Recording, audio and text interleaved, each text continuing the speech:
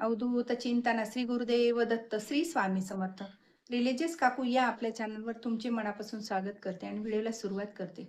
बघा, आता हा नुकता श्रावण महिना चालू झालेला आहे आणि ह्या श्रावण महिन्यामध्ये आपण प्रत्येक देवांना म्हणजे काही कार्यक्रम असेल तर फुलं आपण आवर्जून म्हणजे देवाला अर्पण करत असतो आणि कार्यक्रमात फुलांचा वापर करत असतो.